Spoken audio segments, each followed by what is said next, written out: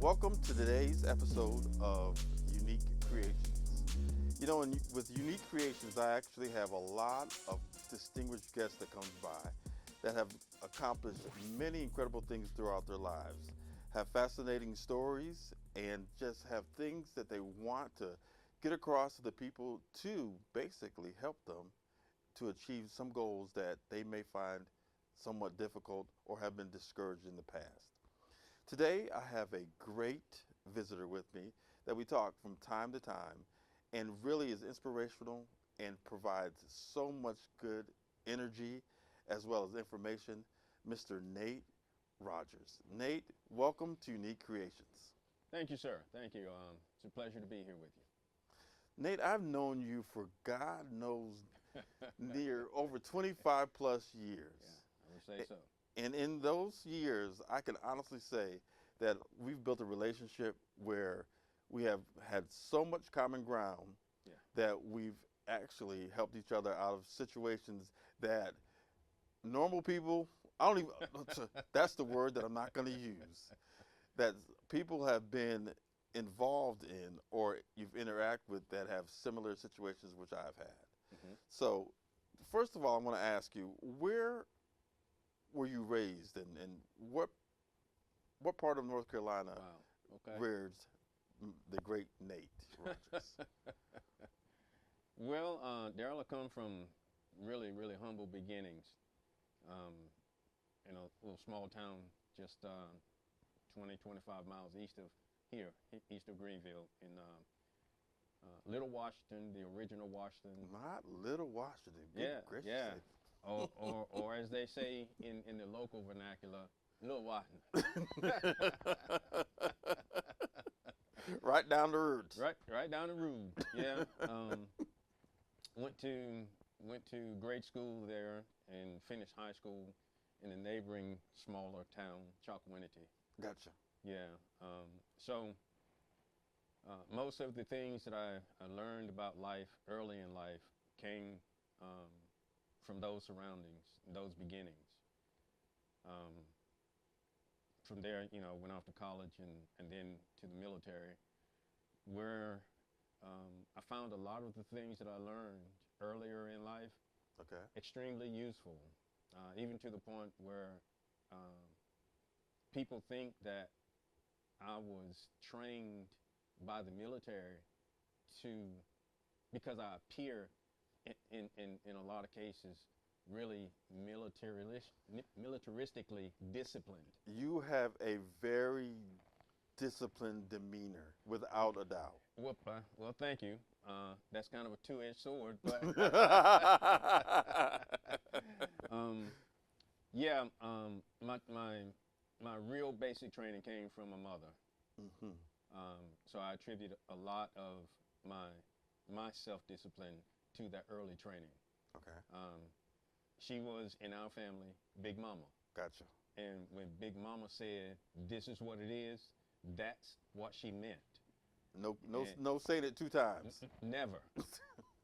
Because if she had to say it a second time, it was not verbal. I got It you. was Oh. physical.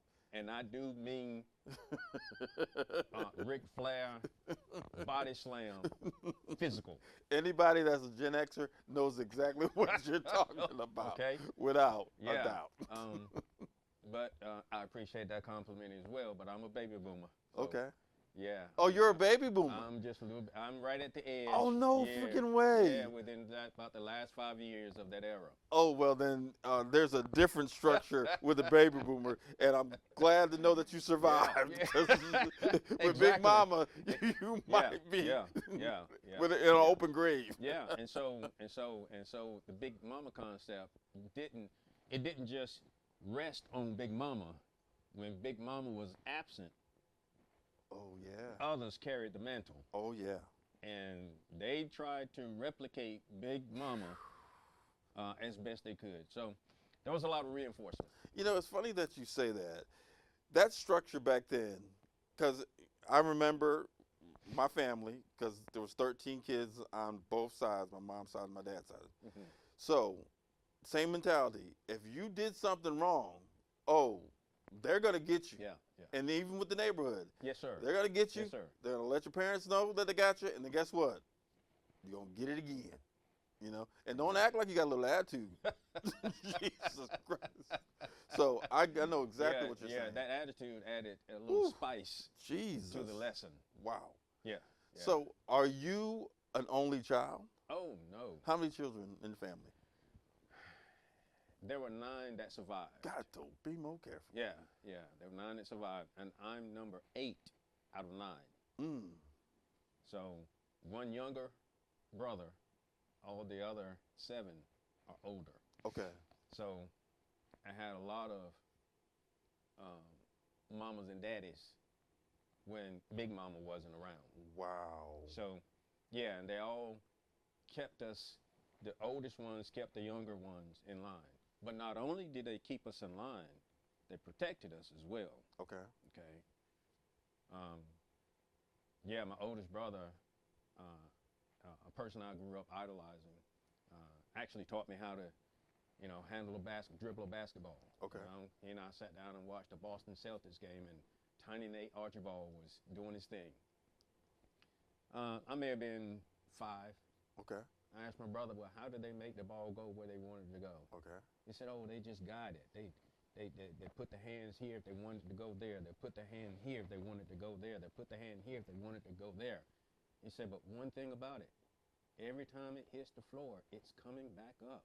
Wow. It's all about angles. Wow. I took it from there. Okay.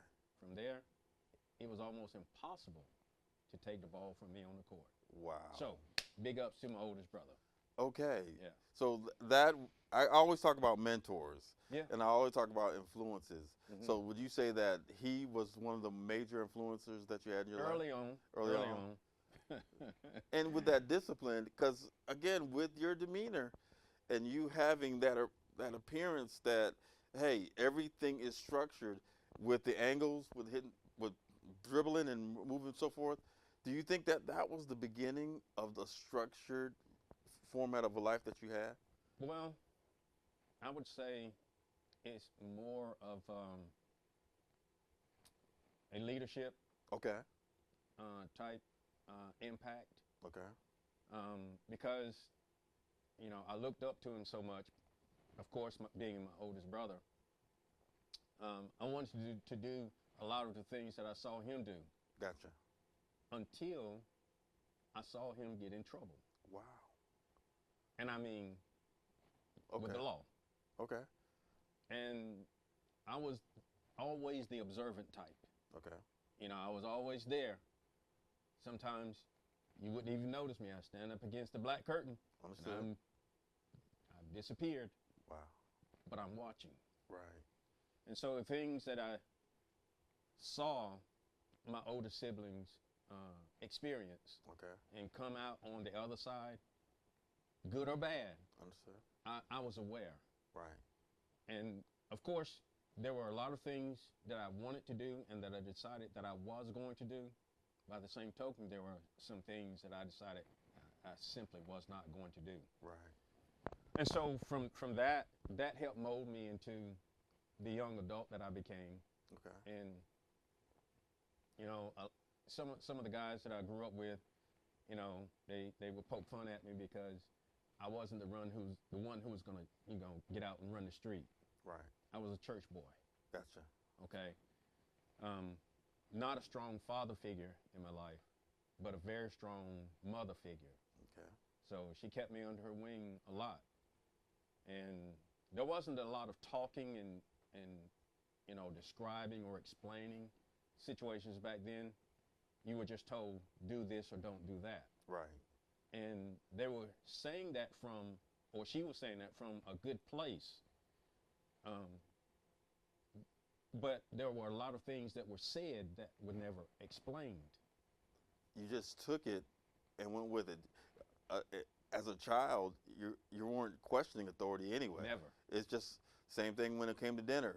This is what we're having for dinner. It's not what do you want for dinner. No. This is what you can do, and you just accept the things that Right. are given Right. to you. Now you talk about your mother, and you said not a large male exposure as far as the figure in your life. Yeah. Tell me about that. Well, I would say since, wow, about as early as I can remember, there was always this one guy who would hang around more than all the others. Gotcha. And when around 13 or 14 years old, he and my mother got married. So he became my stepfather. Okay. In the beginning, we always referred to him as Mr. Okay, and his name.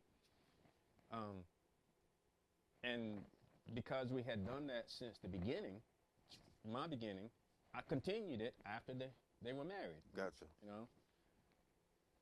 And that was pretty much the basis of the relationship. That was Mr. and I was Martha's little boy. Gotcha. No real relationship, no interaction. Never a conversation. Never about anything. Right. There were always instructions. Boy, go over there and get that. Boy, go over there and do that. Boy, this. Boy, that. That's it. Right. But what I did get, which I think was more impactful than anything he might have been able to say, is the example. He went to work every day. Not for anyone else, but for himself and for us. Wow. I saw that every day. No matter what it was, he was working. Understood. And he was working to provide. Gotcha. So without a word about what he was doing, how he was doing it, or why he was doing it, I saw that example. That made an indelible impression on me. That lasted till today. You know, that's a lot of why I think we related so well, because when my father died when I was 3 years old, my mother never remarried. But there were people that in our lives to that point, not so much as to shape us into manhood, but they did work. They did, you know, come around and were cordial. But it wasn't to a point where it says, this is the path that you take to success. Right. But you could see through their actions that they were successful. Yeah. So the question that I have is, do you think that it was something that was just by nature that they knew the role? I don't want to say a role because we've changed it so much in society, but it was their responsibility to be providers that was just inherent. It was automatic. And how was that different from what we see today? Well, and then let me say this last thing, because I've always heard that the next generation would be wiser, but not necessarily would be work harder. Yeah. Than wiser but weaker. Wiser but weaker, right. I think in that era, a lot of men weren't as verbal as we are now. Yes. Yes. And the way they were taught when they were growing up was to just be, okay? And their choice of being was entirely up to them. But the ones who accepted that responsibility to be the provider and the protector, because I saw some situations where he protected the house. I think in that era, or men who grew up in that era, weren't as verbal as we are now. Not because we have such a vast vocabulary, but I think it was just the norm back then. Right. Especially on our side of the tracks. Right. From time to time, you would hear older men saying, boy, I showed you how to be a man. It's up to you to decide to follow in my footsteps or not. Right. I'm not going to sit down and teach you every little thing, every little detail that you need to know. Some of these things you're going to have to figure out on your own. Well, was that a good way? Was that the best way? Was that a bad way? It's neither here nor there. It was his way. Just the way it was. That's the way it was. So we learned the way we learned. A lot of things we learned, the hard way, if you will. But I don't think it was. I don't know if it was really a hard way, because I think it's just the way that it was, and it was enough to let you know the right or wrong. Because you started off this conversation saying you had your older brother that was a figure, yeah, and you knew at a certain point that's not the path you wanted to take. That's right. Same thing with this gentleman. Yeah. He's giving you what you need, and you know that he's a provider. Yeah. You know that he's a protector. Right. But he didn't have to say, I'm protecting you. Exactly. So exactly.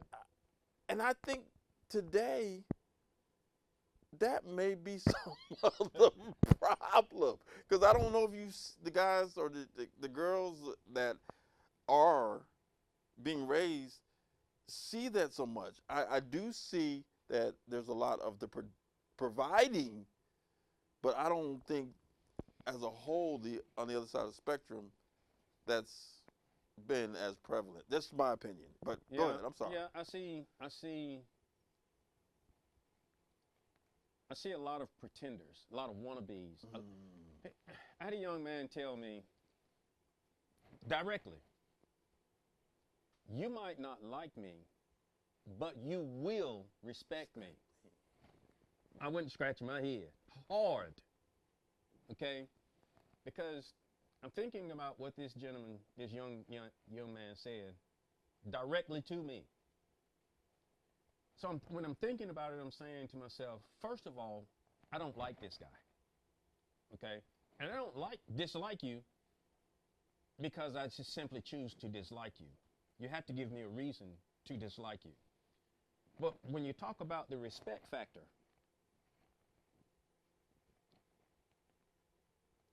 I will, more than likely, I will like you if I have a reason to respect you. See, when I grew up, you earned your respect, every bit of it. Yeah. Okay? And when I say that, I mean, if you stepped to me incorrectly, I had to check you. Yeah. Okay? Now, I didn't even have to know you. But let's say we're walking in opposite directions and you bump me because you're looking at something else and forget to say, excuse me. Wow. Oh, I need to remind you of what you forgot. Right, Okay? right. Just saying that to say respect is earned. Yeah. It's not given. It's earned. Yeah. If I can respect you, I can like you. But if I don't respect you, there's no liking anywhere. That's true. Anywhere at all. Wow. So you can forget that. Yeah. Makes Okay. sense. That makes sense. Yeah. I think this everybody gets a trophy mentality has gotten people thinking, hey, just because I exist, I get respect. But old school mentality is, nah. So let's dig into that just a little bit. And let's talk about respect in today's young men's mentality compared to my generation. Well, that's the way we came up. We understood. Respect your elders. Respect your elders, but also in order to get respect, You did respectful things. right, okay? So, fast forward to today. You respect me because I say so.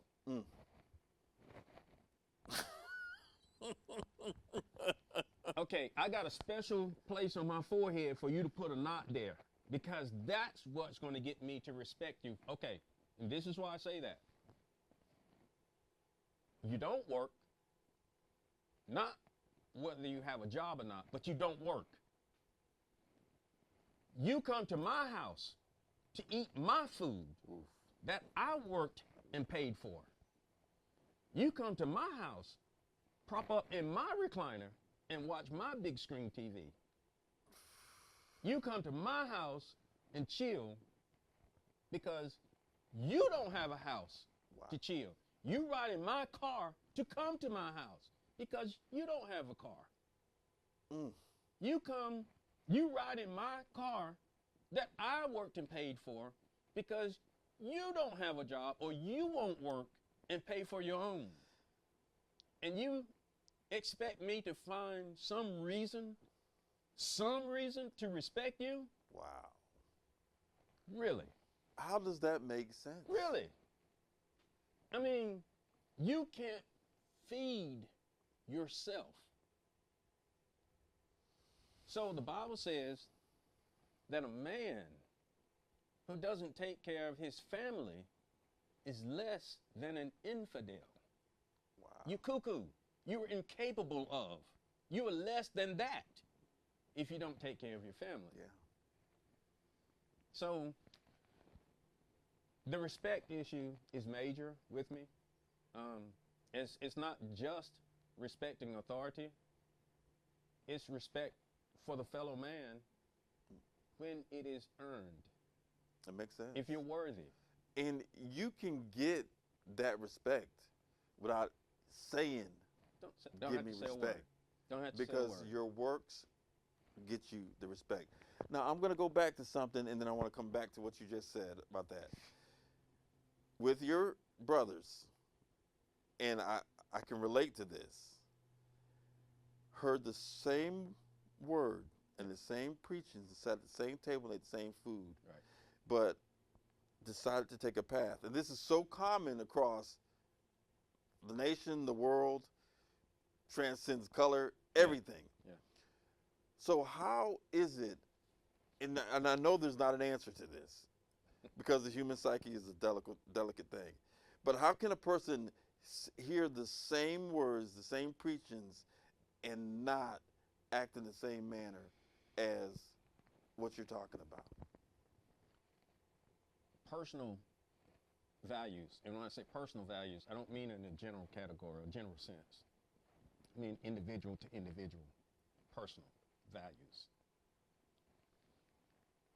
We can put our feet under the same dinner table every night for 18 years and see the world entirely different. And so my desires were not to repeat the same set of circumstances or create the same set of circumstances that my mother did or that my older sister and brother did. You know, creating families or non-families out of wedlock. You know, I mentioned earlier that, you know, I was a church boy. So that kind of kept me out of the streets a lot. Yeah, a lot of stuff goes on in church too. A lot. Yeah, I'm a church boy too, so I know. Yeah. But, you know, I was a semi-scholar.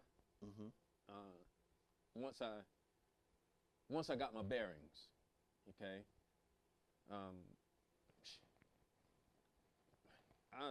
To my English teacher, I was a teacher's pet. English. I know, that's amazing to me.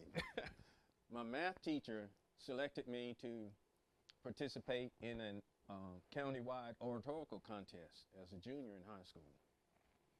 My chemistry, biology teachers, you know, I was the model student. Right. Okay? I was a world-class athlete. Okay? Not because my mama taught me how to play ball or how to run over folk, although she could put one on you now. Right. But those kinds of things kind of helped shape my destiny, my outlook on life, and gave me some targets to pursue. Right. Okay, so I became more focused on that path in life rather than, you know, trying to explore every other path. Right. So I had reason to become more focused than my older siblings. Okay. Yeah. Okay. Do you think that there was more, like you said, your teachers kind of gravitated towards you Yeah. because of your brothers? They were in the civil rights Yeah. transition. Yeah. And you know, when what was it, merging students together, segregation and Yeah. all. So they were part and were exposed to that. And you being a little younger, do you think you could see an opportunity? Because I say this, my children, your children, and even the ones that are very young, they don't understand any of that because they can't relate to it Yeah. because they've never experienced it. Yeah. We've seen it. We've seen the transition. Yeah. And being that we've gone through all these different time periods, we're just like, oh yeah, it's a little bit better, but it's still, Yeah. Yeah. you know. So do you think that was one thing that might have helped you transition into a different thought process of growth? Because you're an accomplished person. We haven't even got into to who you are. Yeah, But we need to stay away from that. But I wanna comment if you'll allow me. Sure. On the civil rights era. Mhm. I was a small child at the time. Right. I was in that generation or that group that started school, or soon after we started school, integration was implemented. There we go. I remember when Dr. Martin Luther King was assassinated. Right. My brother was running around, I mean, frantic. They killed King! They killed King! They killed King! Right. I didn't know what in the world he was talking about Right. at the time. A little later, a few years later, maybe late elementary or middle school, I began to understand by reflecting back what he was talking about and why he was acting the way he was when he was talking about it. And so I went from an all segregated school to integrated in the second grade. Mm. So I tell the story from time to time that just because the law had passed, people's hearts had not. Without a In doubt. the second grade, this guy came up to me. I was doing absolutely nothing. Grown man. No, this was A kid. Yeah, in my class. Okay. I was a little pipsqueak. This guy was a lot bigger than me, maybe 6 inches taller and probably 20 pounds heavier than me. Oh man, he just cut loose and gave me one right in the gut. Wow. And when that happens totally unexpectedly, didn't even see it coming, had no reason to expect it. There was nothing I could do at that time. There was nothing. Right. I mean, I was down on one knee, Right. trying to stay alive. Understood. That stuck with me. And I even discussed with my wife and probably some other family members that if I ever saw him again. Katie barred the door. Call Hey, the law because okay. it's about to go down. But you know what? But you know what, Darryl? I did see him again Mm. about 10 years ago. Did he recognize you? No. But But I recognized him. isn't that something that's an indelible mark that's in you? And his actions could have been devastating, life-ending, and he Could have still been. didn't know. But I'm Could have sorry. been. But you know what happened when I saw him? What? I had mercy on him. Oh, well, I know you. I had mercy. I looked at him. I remembered him from that incident Isn't that something? back in 1967, 68, 69 maybe. And I said, look at this guy. Mm. He is barely alive, and I want to kill him. Wow. I wanted to kill him Right. because I had rehearsed it so many times what I would do to this guy. Right. Understand, this is after the military, and after my military training, Wow. it wasn't just I was infantry. I wasn't infantry. I wasn't in the Army. I was in the Navy, and I didn't just ride ships. If you understand what I'm talking about. I understand what you're saying. When I saw him, it wouldn't have been worth it. Yeah. I wouldn't have gotten the same satisfaction that he got back then. Yeah. Because it'd have been like taking candy from a baby. Yeah. Yeah. And it would have been sour candy. So, well, we always talk, and I've said this to you a number of times in relation to you, in your life, in my life. Some of the trials that we go through are not for us. true. It's for those that we meet in the future, Yeah. so that we can handle a situation.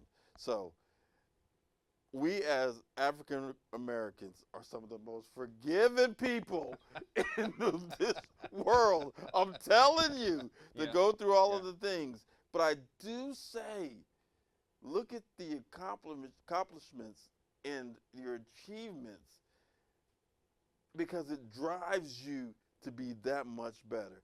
And that's why I want to get into you as the intellect. Oh. Yeah, you ain't gonna try to run away from this. Because when I met you, it was because of you doing taxes back in the day. Yeah. And that conversation that we had, it was just like, forget taxes. Yeah. I yeah. want to talk to this man, because it was someone that understood all things that I had done in my life, because it started with numbers, Yeah. but then it just started with conversations. Yeah. And it was so relatable to some of the trials and some of the accomplishments and some of the dreams and the desires that we had as individuals. Yeah. And it's very rare to find that no matter what race you're in, Right. that there's people that understand the achievement and the God's gifts that are in you. So I want you to talk to me and tell me, it has to be spiritual, because with you going through your knowledge of learning the church, it had to be something that said, hey, you are my son. I want you to follow this path because you have works that you're going to touch so many different people's lives. Did you recognize that? Because you give knowledge without any recourse, without any expectations or anything. You touch people in ways that is phenomenal. So what did you know you had that gift early in your age, in your life? I didn't recognize it that way.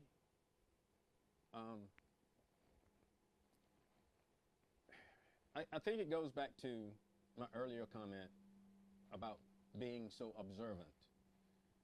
And so I don't mean observant in a manner of entertainment, okay? Observant to learn the lessons, to dissect a situation and pull from it a life lesson, and then actually apply it. There you go. Okay, and so when we approach life in that or similar manner, we accumulate lessons that we've learned along the way that we've applied as well, so that we can intelligently discuss them, so that we can transfer the knowledge gained to others. Right. One of my greatest strengths, and one of the things I enjoy most, is one-on-one conversations.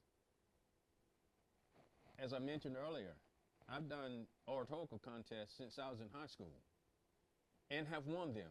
Yes. I can stand before the masses and deliver an earth-moving presentation.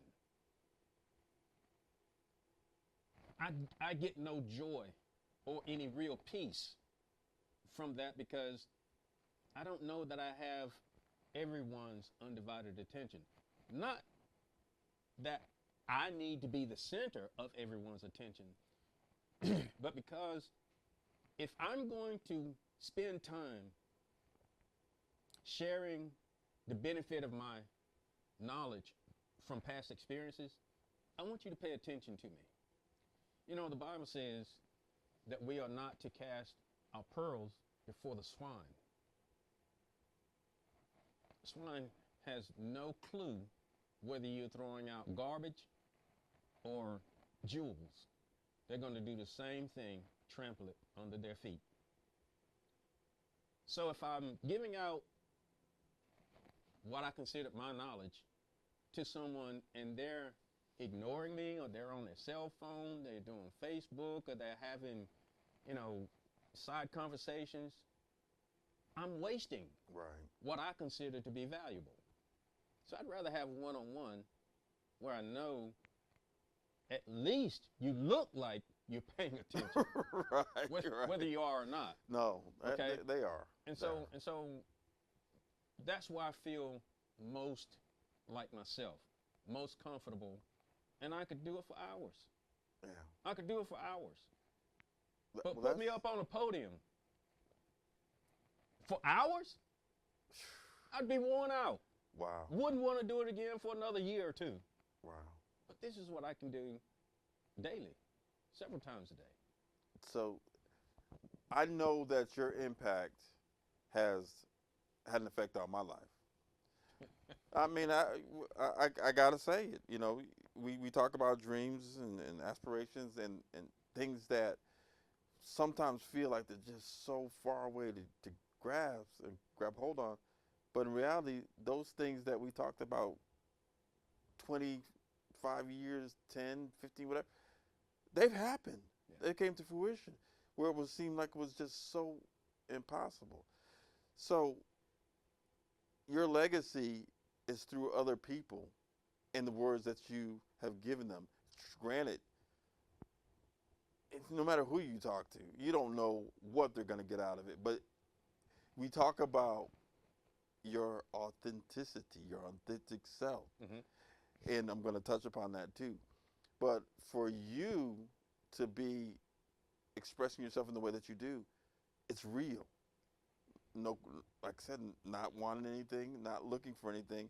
Just, hey, this is what I have to share. And I'm hoping that you will gain some of these little nuggets that I pass on to you. Yeah. So, authenticity, your authentic self. You're working on a project that has that as the center point of your objectives. So, please take us into authenticity and your authentic self. Okay. Authenticity is the title of my book my first book. The full title is Authenticity, A Return to Your God-Created Self. You touch on religion, you touch on church, and even, interpersonal relationships, etc. How we are as a culture, how we are as a people. All of those things come into play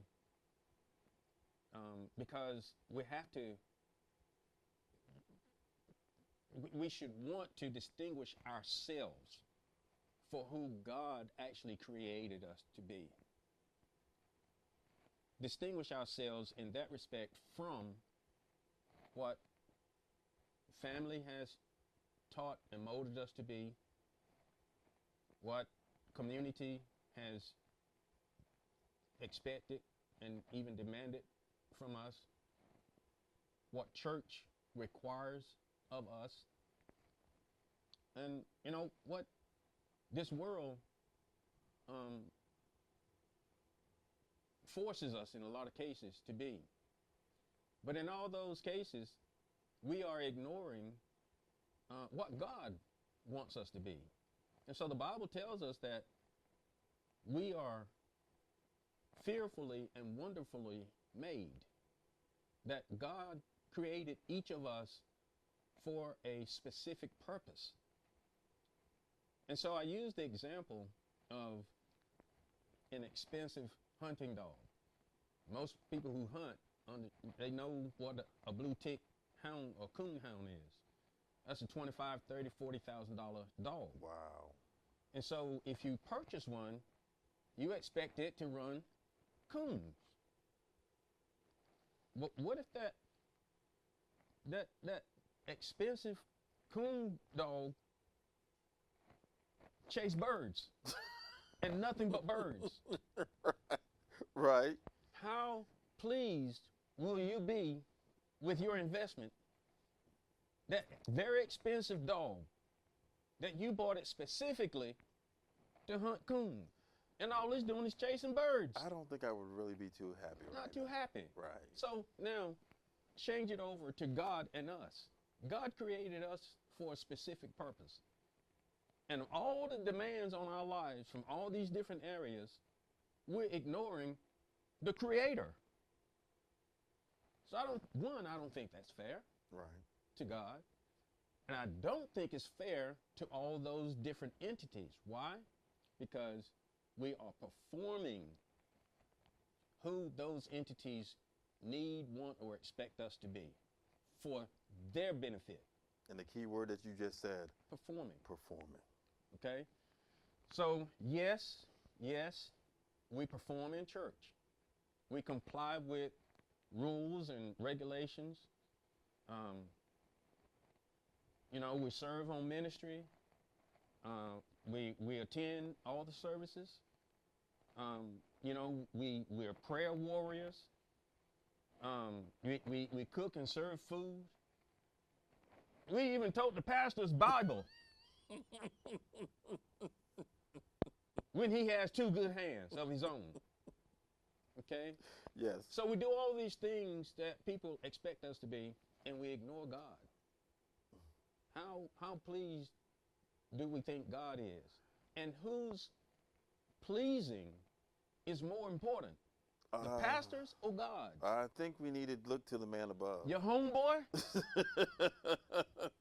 the boys out at the club? I don't think they're going to get you into heaven. The guys on the golf court? Not at all. Okay. Yeah. What's most important? So, you know what I relate that to? Okay. I've said this to people working out in the gym, and it's just like, man, it's just like a shiny apple, just looking so good on the outside.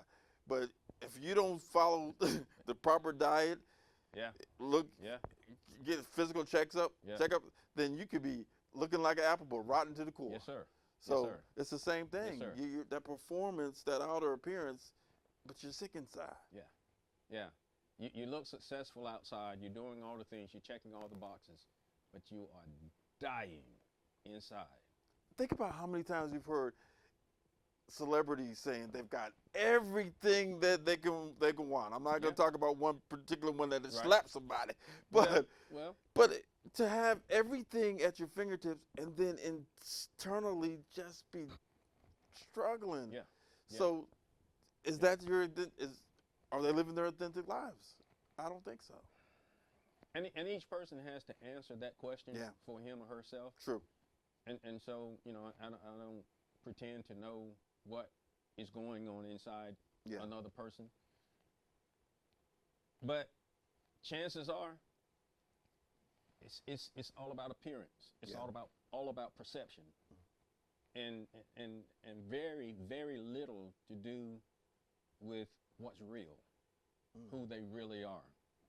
Okay, so the book talks about all of that. It talks about the different stages and phases of becoming authentic.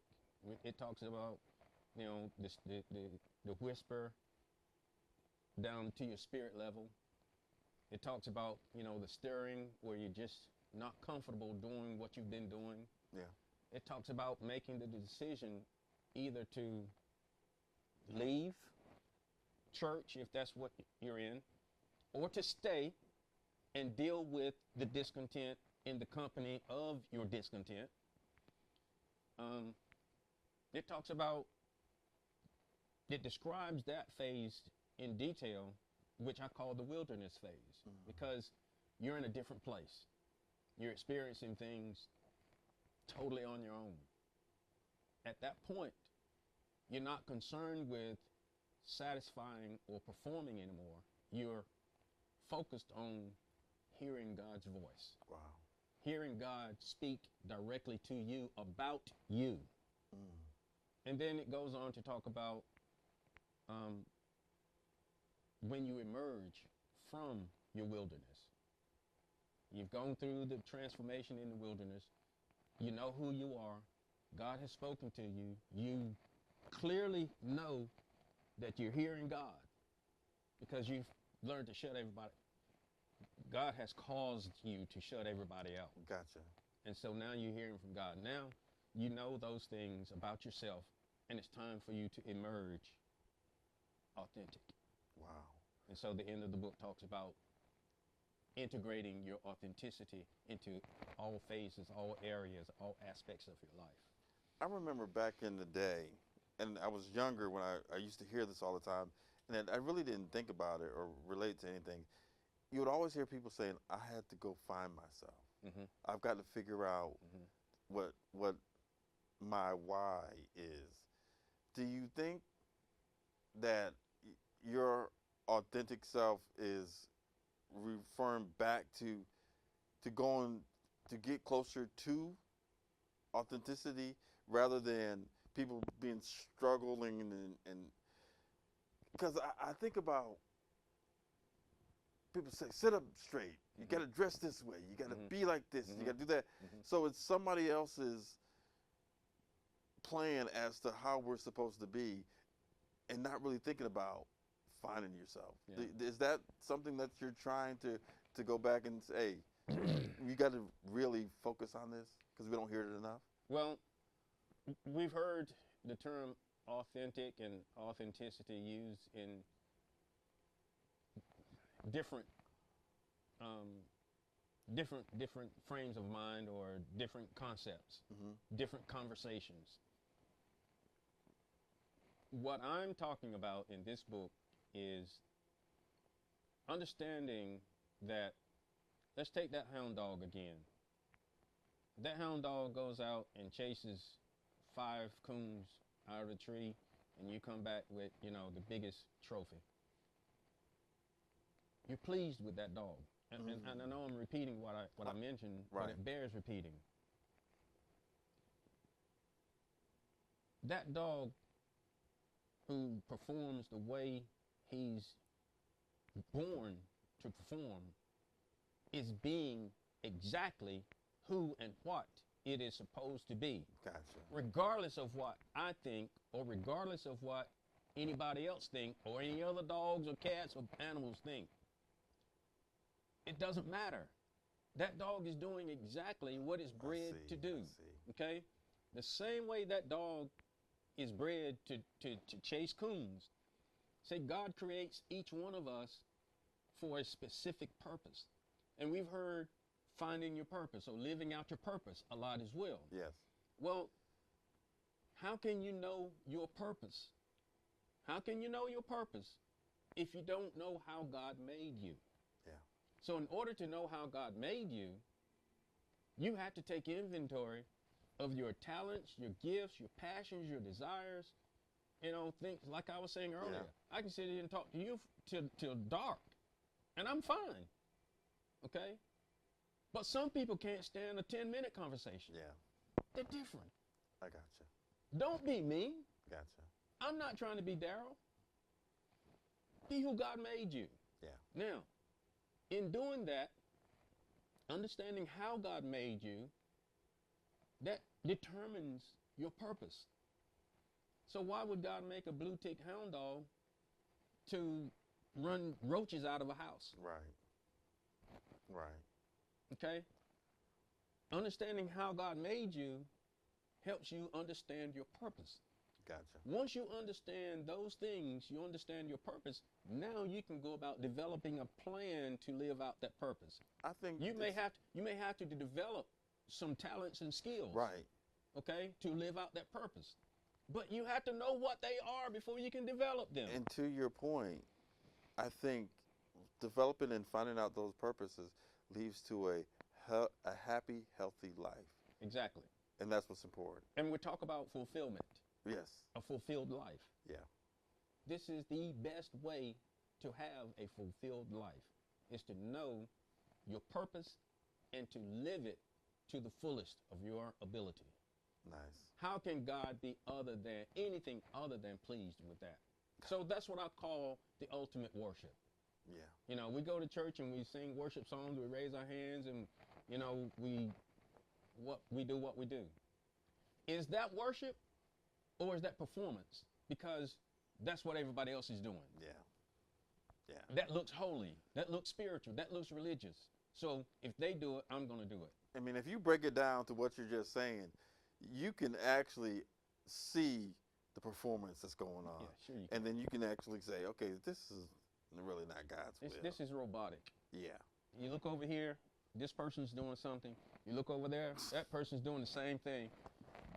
Look over here, that person's doing the exact same thing. Come on. And before you know it, everybody's doing the exact same thing. Now, there's a lot of unified energy, Right. but is it positive or negative energy? Yeah. So there's really something to what we call corporate prayer, but we have to understand, first of all, what prayer actually is. And then we have to determine, is what I'm doing really prayer, or is this just what they told me prayer is? I got you. I got you. Okay?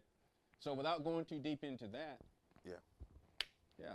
So I was wondering, which you've got your book out, you're going to be doing certain things to get the information to people. Tell me how your plans are to distribute this and get people to be aware and to actually follow you with your projects. Well, I'm glad you made me sit down for a few more minutes to interview me so we could talk about it, because this is one of the ways that I'm actually getting the word out that, you know, I have written not just a book, but some books, but I want to promote this first book that I have ready to be published. So this interview is one of the things. I'm doing a podcast series. I've recorded a presentation that I hope will be accepted on the TEDx Talk platform, which is, from what I'm told, the premier platform for public speaking. Once you have graced the TEDx Talk platform, then you know, opportunities abound. Nice. So from there, I hope to continue promoting not just this book, but the line of books I have planned to write that will probably take me to through the next 10 years. Nice. Awesome. Yeah. Awesome. So I am excited for your projects. It's great that you're extending yourself to the masses to hear your teachings. You've done a lot of research. There's a lot of things that you've been exposed to that people are going to be very happy to accept and almost be overwhelmed with all the knowledge that you're offering. What I will be doing is placing your information in this podcast so that they can follow you and reach out to you, look at the different series that are going to be coming through, and then grow with you. So as always, Nate, it is a pleasure Pleasure's sitting all mine. and talking to you. Pleasure's all mine, brother. I'm going to give you the final word. What do you want to say to the people? And take us home. Well, I think in parting, I would tell everyone that we've all heard that man looks at the outside, but God looks on the inside. Why? Because God is inside. We've been told that it's in the Bible somewhere Right. that the kingdom is within. So if the kingdom is within and God resides in the kingdom, then that means God is within. So in order to find yourself, in order to learn your purpose, In order to be your authentic self, go within. Shut out all the noise. Forget about all the demands, the requirements, the approval seeking, the validation, external validation. Get that from within. Get that directly from God. Just you and God. Just you and God. And if you think you're not worthy to hear from God, for God to have a conversation with you, then why would he even waste time making you? Yeah. Okay? Yeah. We're not filthy rags. We're not worthless. Okay? We're not doomed to death just for being born. That's a lie from the pit. I don't care where it's written. Which one of your children would you kill right now because they're not doing something that you're proud of? Not one of them. Which one? Okay, Not one. so it's illogical. Yeah. It's simply illogical. Bottom line, go within, learn who God, not learn, remember, because it's always been there. You, the real you, has always been there. Go within, remember who God created you to be. Be the best version of that you possibly can. Be authentic. Wow. Thank you. Thank you, Nate. I appreciate you. Thank you for being part of Unique Creations, and you definitely are a unique individual. Thank you, my brother. All right.